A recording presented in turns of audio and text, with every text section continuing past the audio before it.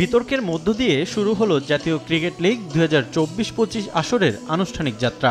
জাঁকজমকপূর্ণ আয়োজনে রাজধানীর একটি 5 তারকা হোটেলে উন্মোচন করা হয়েছে এবারের আসরের লোগো। অনুষ্ঠানে উপস্থিত ছিলেন বিসিবি সভাপতি আমিনুল ইসলাম বুলবুল সহ জাতীয় দলের সাবেক 4 অধিনায়ক এবং এনসিএল দলের প্রতিনিধিরা।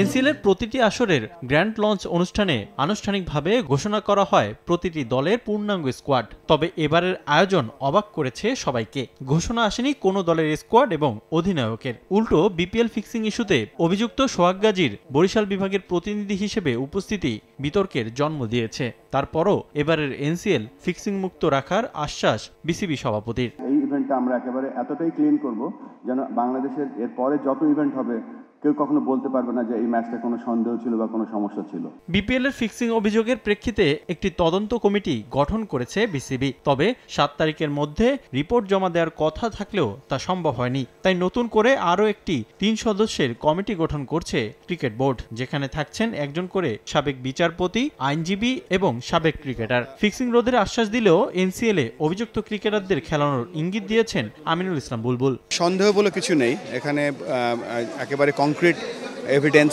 কংক্রিট ইন্টারভিউ না পাওয়া পর্যন্ত কারো সম্বন্ধে কিছু বলা যাচ্ছে না। আর এটা আমি এক্সপার্টও না, এবং আমরা যে কমিটি করে দিয়েছি তারা আমাদের কাছে খুব তাড়াতাড়ি আরেকটা রিপোর্ট দিব, যে রিপোর্টের ভিত্তিতে আমরা অ্যাকশনে যেতে পারবো। তবে আসর শুরুর আগে ফিক্সিং তদন্তের রিপোর্ট পেলে পদক্ষেপ নিতে চান এনসিএল কমিটির চেয়ারম্যান আকরাম খান। 14 তারিখ খেলা আছে, তার আগে যদি রিপোর্টটা আমাদের কাছে চলে আসে বা সিলেক্টরদের কাছে যদি মেসেজটা যায় তাহলে ডেফিনেটলি কোনো অ্যাকশন তো নিবে। আগামী 14 সেপ্টেম্বর মাঠে গড়াবে এনসিএল টি20-র দ্বিতীয় আসরের প্রথম ম্যাচ। আমাদের খেলা যত বাড়বে আমাদের জন্য আরো অপরচুনিটিস বাড়বে, আরো আমাদের আর কি পারফরমেন্স করার সুযোগ বাড়বে। এই ধরনের টুর্নামেন্ট আমাদের অনেক হেল্প করে, কারণ যেহেতু এটার পরে কিন্তু আমাদের বিপিএলটা স্টার্ট হয়।